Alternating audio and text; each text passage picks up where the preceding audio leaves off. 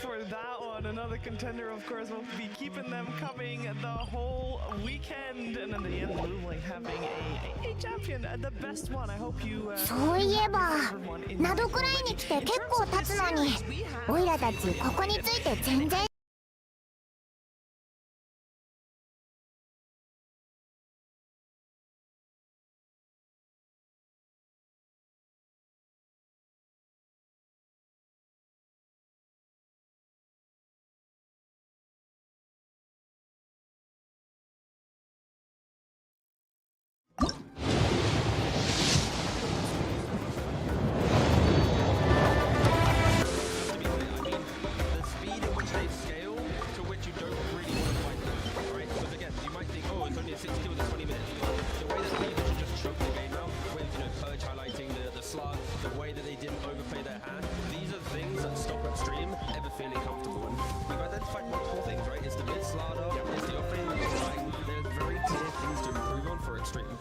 I underestimated, because I favored XG going into the game. I think I heavily underestimated the ghost push and what is going to happen if you don't do well early on in the game. So that's what I feel like. I don't know, if do you feel like there's something else that we missed that they should change for this upcoming game? I mean, for XG, I think they just need to drop team fight as well. There's no way. It was a very one-dimensional draft, which works if your dimension happened, which is you stop the lane, you shut down the lane, and if that doesn't happen, what's your re-entry into the game? They didn't have that plan B, and I think making a plan B is quite simple because they have really wide hero pools on their players. It's not like they're one-tricks on XG. Like, instead of having a starter mid, all of a sudden you can have an incredible damage dealer in Leshrac, for example. Instead of having an Undying, what if you have a Sunto who can set up kills for you earlier on? What if you have a Mars who can play with the Leshrac?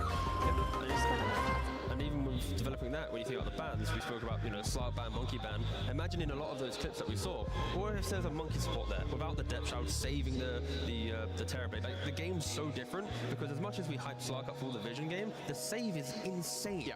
Like, unless you have AoE damage in a way to burst, again, like a Leshrac or something, that has to be respected. I also think the Lycan is a big problem. Like, this hero to me was the really big problem here because it stopped so much of their potential playmaking. Like, I mentioned it a few times already, so I feel like I'm really being annoying about this point, but when your supports can't comfortably enter a fight and disable heroes for you, unless you have disable coming from anyone else on the team, you can't make plays. Yeah, it also hurts you twice as much when you actually pick to shut him down, but then in the game he's like, no you, he's like top net worth, you lose the lane even though you're supposed to win it. Because yeah, this is not the type of game we usually see from XG, but at the same time, I have to praise P-Vision, like also for their bans. I believe Mars was taken out early on, like maybe also forcing like something else happening. And I believe the Leshrac was also last phase ban. That is a hero we did want to see. So if you're XG, maybe you need to up your priorities on a couple of these heroes. Maybe you 18 pick those. Try to get it early in the draft before it can get banned out. Because yeah, I'm just looking for a new game to also make sure that, they should feel still very great, like the way they got here. They're an incredible team. To show it to us in the next game.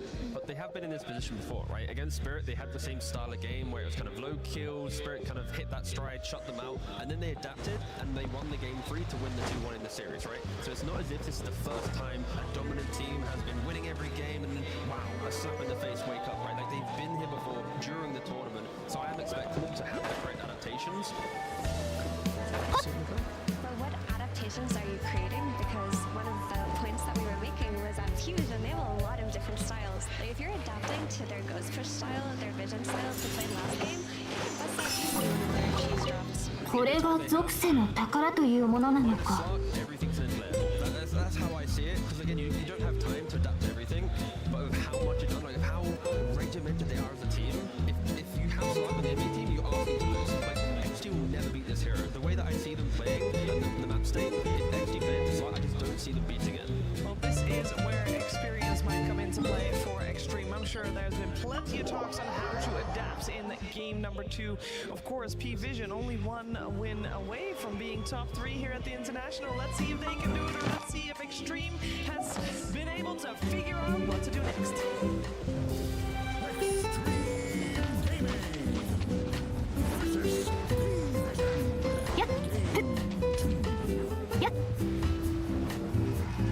This time around, we did change it up a little bit. We got Extreme still on the Radiant side, P-Vision on Dire, but first pick go on the way of P-Vision. That means Extreme Gaming gets Overwatch pick, and we do have some adaptations. Slark locked in the pool, by the way, but we do have a change up with the Monkey making it through. This is one of the bets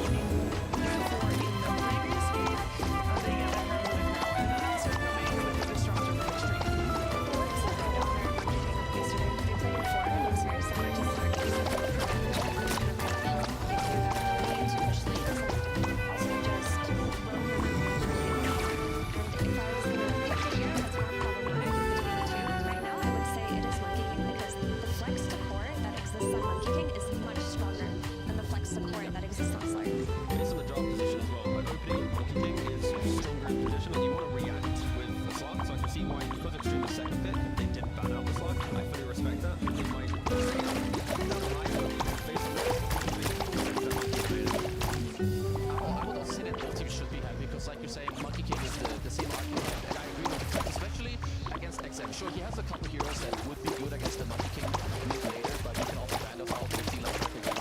We touch on it. Zero is very strong. Would like to see it. But I still like that they do go back to the Disruptor. Like, it is still the idea of what you want to do against P-Vision, it's still there. I feel like there was something in the lane and some of the execution where P-Vision just really had their numbers, so the fact that they run it back, I'm happy with it. Will XG respect Lycan with the single ban they have available? Yes. I hope so. I mean, they could have this idea to run maybe Disruptor plus Ursa instead of Troll, because Ursa will play on an earlier timing on that Troll, and then you'll opt into farming for 20 minutes of the game. Yeah. No, I like the point of banning it. I believe it's also somewhat set up. You did take out the beast and Enigma in the first phase. From their side, they do only have よっ具現せよフォークをたたえよ低温調理 They also pick out the face. So potentially they want to get better. No, they don't. They want to get the Storm Spear. Potentially that can have the answer to Dog that's running away. The lockdown is always nice as well. We've seen how a lot of heroes, the player that wants to play them, they don't care about people like them, right? And here it is, you have the catch, you have the team fight. Sure, pacing, P-Vision can still run it even while you're still going like they have the team fight that we want to see from XG. I just want to quickly point out the heads-up ban of the Migo by XG, because there's an ET ban on the side of PV in that first phase. And ET, when you ban it, you're technically saying, oh, it might be considered by the 念の表じゃじゃーん冷凍の時間よ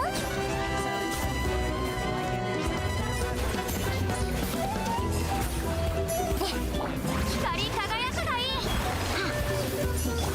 競争よ決心となれまだ食前には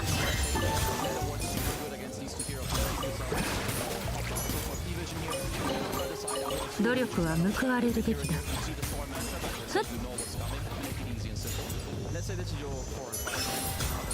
For the Pugna 5, you've got Pugna with Life Drain, you've got the Monkey with the Balance Strike Shard to be able to jump out. If Storm gets onto support, if you don't kill the Monkey, he's jumping out. If you don't get the Pugna, he's going to Life Drain something or decrypt himself like this. These two supports aren't instant food for the Storm Spray. Like, they're making the game somewhat complicated. secondary jump with the Storm would be nice, or just some kind of follow-up range damage to make sure that they're not in that situation where they can re-engage. Yeah, we've seen how they played with Dominator, so we are now re-expecting 2 helmet dominators in this game for P-Vision. That will be lanes getting pushed out, and XG, they need to find ways to shove waves cleanly. Shelter doesn't do it, Storm does, but you need at least, I think, 2 more heroes so that you're not forcing the obvious that one guy has to go and do it. Like, it needs to be your entire team naturally doing it. I would say what we're looking at for XG, with what they've been saying too, in my mind, you want the follow-up damage into your Storm jump. Maybe with the Use your Sapphire himself, or maybe a Woodwing. I think there's something else you could look for, which is maybe SD, but I think the support duo isn't the greatest. I like Lycan a lot. He's good against all these heroes. Answer, so you have the duo with Howl and the Nighttime also to make it easier for your Storm. And then you get the follow-up damage from Hoodwink that just came out for that Storm Spirit. So when he is jumping, they make sure they can kill the targets now. I have seen this before. If you were able to shutting down like in the early game, it matters so much that sure, you have 2 wolves and a Dominator. Do you think Moon is going to care about this? You're all single target. So yeah, this pick is very nasty. And normally you kind of want to play away from her webs unless you're really strong. But now when you're playing away from her webs, you're running into 2 lanes that are shoved into you. You then eventually push them out, and all that time, Brain will have that additional item, that additional kind of resource. So it is a really toxic lineup for P-Vision where the map play is just exceptional. It's what they're doing so well to make sure that they are close to being top 3. Maybe it's a little bit weird, but what would you guys think about actually putting Ame on the Lycan and you pick a new offlaner like Magnus? That can deal with the spiders a little Yeah. better. Or do you just put the Lycan in the lane? It's like, okay, bro, you do your stuff, you buy your helm, farm your jungle, and you give Ame like the absolute win condition. I wouldn't mind a carry that could also just twin gate. So when the Storm gets 6-minute room with a carry twin gating, you just collapse on the tower, take the tower with the Lycan, and then you can play more traditional game. But that is an option for sure. Just I would personally prefer Ame just on a standard offlane hero, yeah.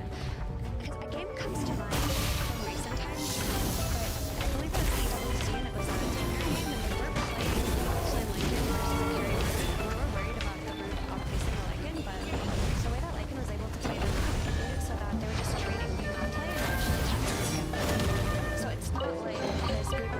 前が得るべき報酬だ。 Teams do have to play. But if there ever was a time for it to happen, I think the Lycan flex to carry, Army taking it, but this could be the game. In all the other games, probably not, but they need a Brood answer. A simple one, not one where it's like you need level 12 and 星と深淵 early game answer to Brood that can then just follow them around the map. 旅人さん、いいところに来てくださいました。少しお時間をいただけますか？冒険者協会の業務についてよくご存知ですね。ですが残念ながらこの件はそういった依頼とは関係ありません。協会で作った新型のノートをお受け取りください。冒険手帳の主な機能は依頼の完了状況や魔物に関する情報を記録することです。一方でこのノートの役割は冒険者の皆さんが旅の途中で出会った不思議なお役に立てば何よりです。それでは本件はこれにて完了です。引き続き自由な冒険をお楽しみください。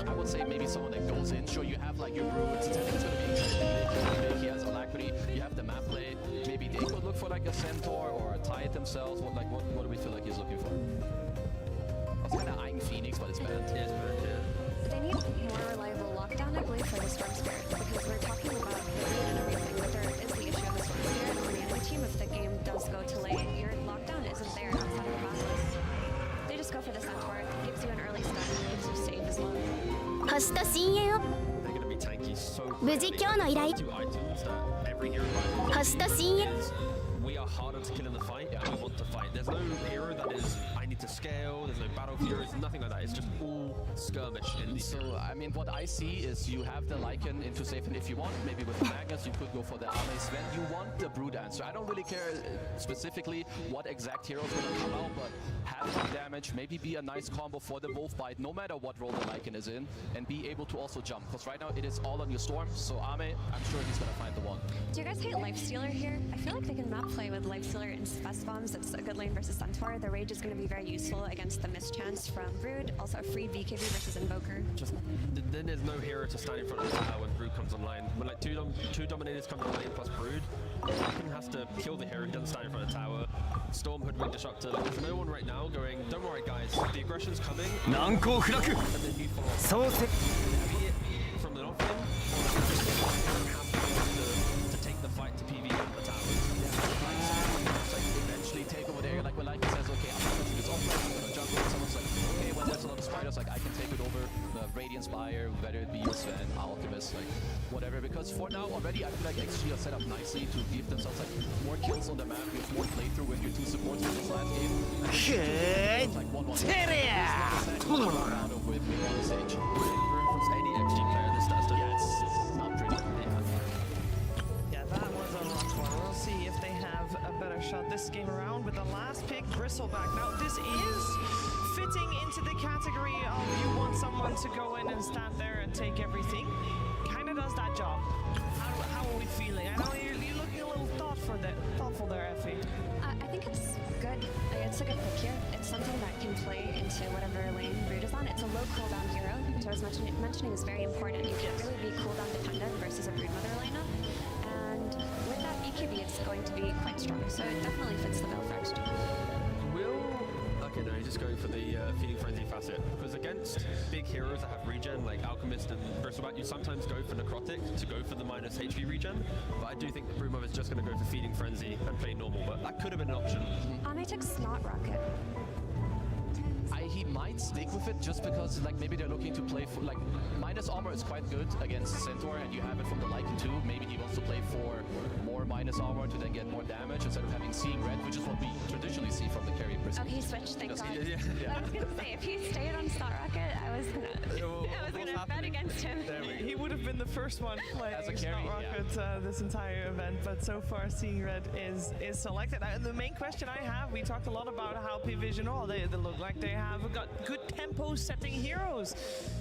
Can Extreme answer this tempo?